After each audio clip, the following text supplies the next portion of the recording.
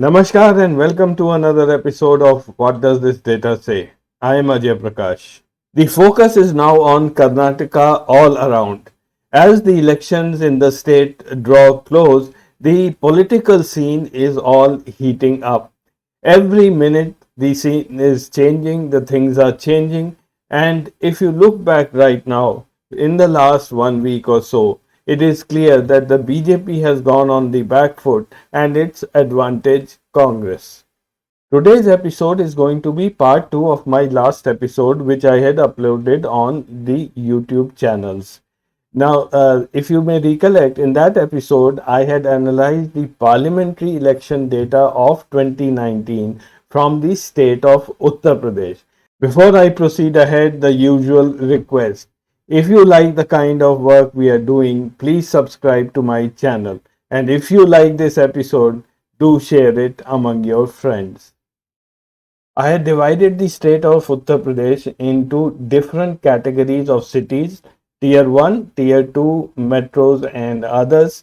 The others form the bulk of the cities, which are the smaller cities and the rural areas. I had then showed that the wind margin in the smaller cities and the rural areas was only 13.5%, which was quite a narrow margin. And the turnout in the villages and the smaller town was the highest, which was close to 60%. The BJP had won 62 out of the 80 seats in Uttar Pradesh, and 54 of them came from the smaller towns and the rural areas. Now, since the margin in this area was so small, I had concluded that if the situation remained the same in the coming 2024 elections, the BJP has its task cut out. It's not going to be easy this time around for the BJP to win as many seats. However, the caveat still remains 2024 is a long way off, and between now and then, anything can happen.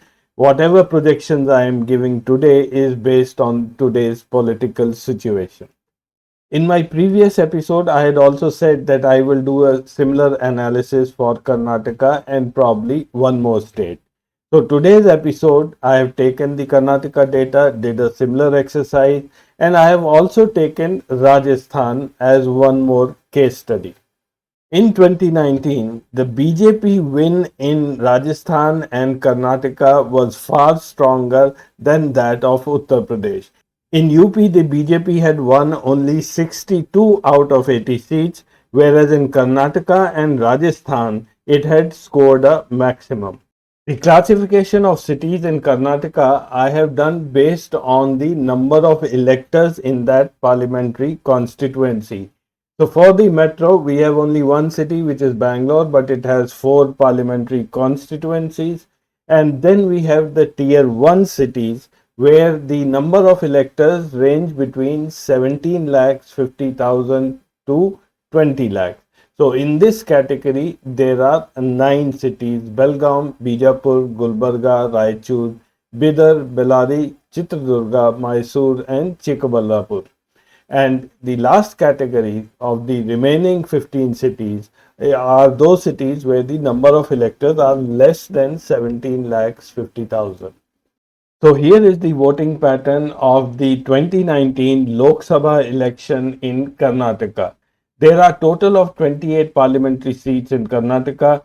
25 were won by the Bharatiya Janata Party, 1 by the Congress, and 1 by the JDS, and 1 others who was an independent. Now first let us look at the turnout. The turnout again follows the same pattern as in Uttar Pradesh. The least turnout was in the Bangalore city area, 56.9%. Then came the tier 1 cities at 66.4%, and the highest voter turnout, close to 75%, was in the smaller towns and the rural areas. 15 out of the 28 seats are in the small towns and the rural areas, out of which 13 went to the BJP. The BJP had a clean sweep in the tier 1 cities and also in the metro, barring 1 seat. Now let's look at the average win margin in these categories. Tier 1 had an average win margin of 13.3, In the others category, it was 14.5, metro at 14%. The state average was 13.8%. So there's not much of a difference in the win margins all across the state. However, the win margin in itself is pretty low. This only means that in 2019, the BJP had a close fight in almost all the constituencies all across Karnataka. Here is the analysis of the Bharatiya Janata Party, how they had won the seats with how much margin. Now, above 25%, out of the 25 seats that it had won, it had got only 6 seats. Between 5 and 20% margin, the party had got 15 seats, and in the extremely low margin category, that is up to 5%, it had won 4 seats. So next time around, if things don't go in the favor of the Bharatiya Janata Party, it will have almost 19 to 20 seats out of the 25 it had won in the risky category. Now I'll also quickly show you the data for Rajasthan. So here is my classification for the cities of Rajasthan. Though Jaipur is not a metro, but I have put it as a metro because it's a state capital. In the tier 1 cities, I have taken Bikaner, Jodhpur, Kota and Udaipur, these 4 cities. And the remaining 19 cities, I have clubbed all of them as the smaller cities and in the rural areas. I was not able to follow the classification based on the electors in these parliamentary constituencies because there is hardly any difference in the number of electors. But as you will see after the analysis, it's quite immaterial how the cities are classified. There are 25 parliamentary constituencies in Rajasthan. In the last 2019 election, the BJP had won 24 out of the 25 and one seat went to RLP, which was also an ally of the Bharatiya Janata Party. So in effect, it was a clean sweep.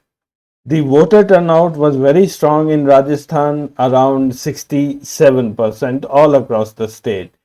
The average win margin in the state was 25.84%, which is a very high figure. The trend here reverses from the other states. In the case of Rajasthan, the metro or the Jaipur city had the highest win margin of over 30%. And then it was followed by the smaller cities and the rural areas at 17.24%, and the minimum win margin was in the tier 1 cities at around 16%. And the strength of the win of the Bharatiya Janata Party in the state of Rajasthan is shown very clearly in this graph. There were no low margin, extremely low margin wins at all. There was not even a single seat which was won by less than 5%. And between 5 and 20%, there were only 5 seats. The remaining 20 seats were won by a margin of 25% or higher, and in the win margin above 25%, there were 14 out of 25 seats. So in the end, I'll just show you the summary of all the 3 states together so that you get a very clear picture. So in the 2019 parliamentary elections, in Uttar Pradesh, there were 80 seats, BJP won 62, 10 went to the BSP and 5 to the Samajwadi Party.